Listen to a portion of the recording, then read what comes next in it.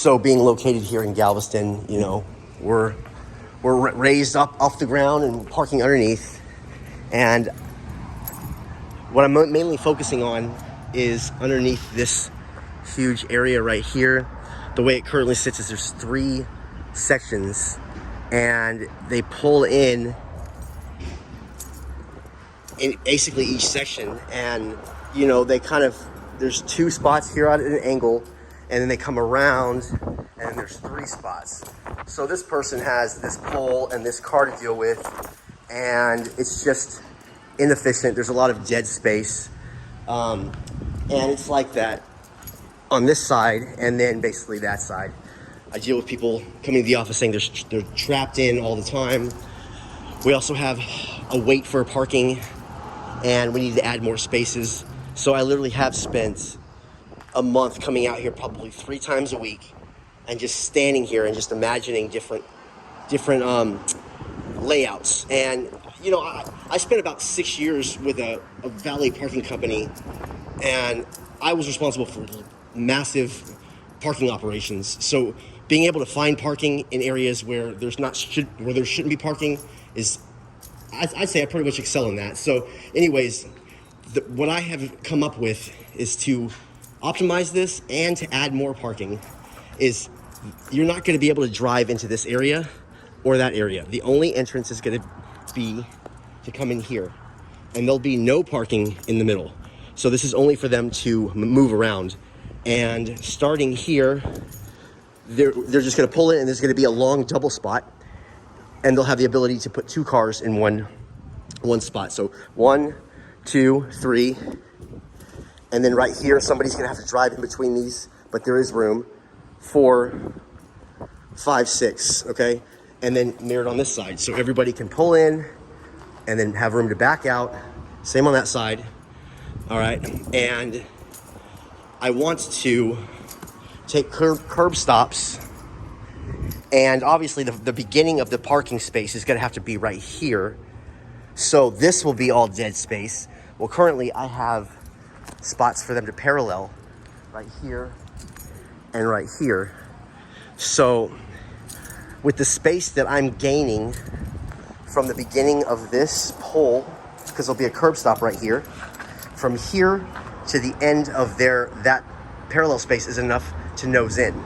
So I'll have 1, 2, 3 parallel, and then I'll have 3 curb stops right here.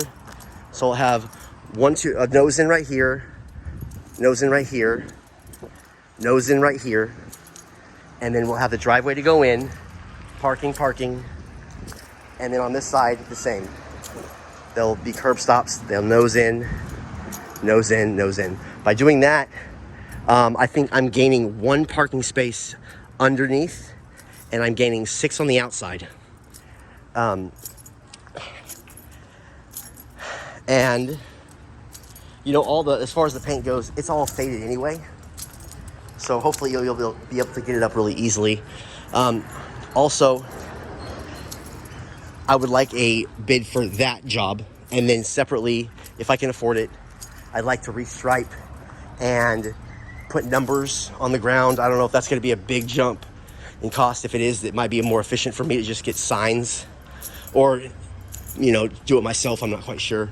But another job that I most likely would have you do is currently these dumpsters.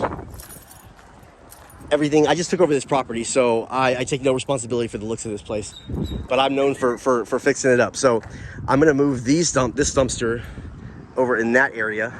Right now, they currently park 2 spots. There's 2 spots going in right here and right here, which I'm not sure why the last manager did that.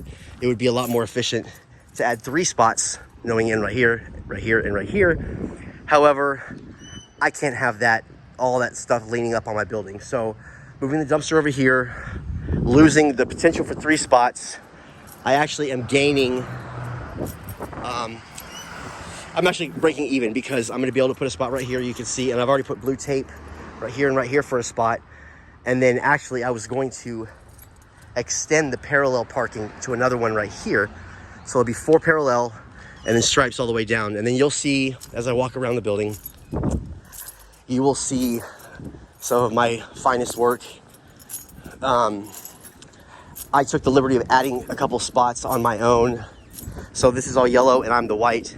I measured off, I just got some paint, and I took some black paint and I painted the old stripes. You can see how this was supposed to be no parking. And I haven't even taken this up yet. This is actually black duct tape. The stripes aren't actually, they're good, but anyway, so there's that. And then, you know, I would need your advice or input on this. Either repaint it, leave it alone, or get rid of it. And then coming over here, there's really not much to do over here other than I really want to talk to you about what we need to do about being compliant with the ADA. I know you're supposed to have one, at least one.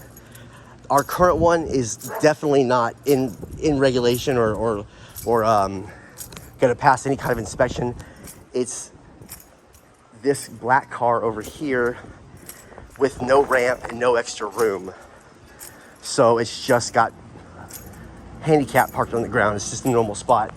But I do have this spot right here, which is a spot and a half. You see, so there's this, and then this quarter spot right here. You can't really get a car here.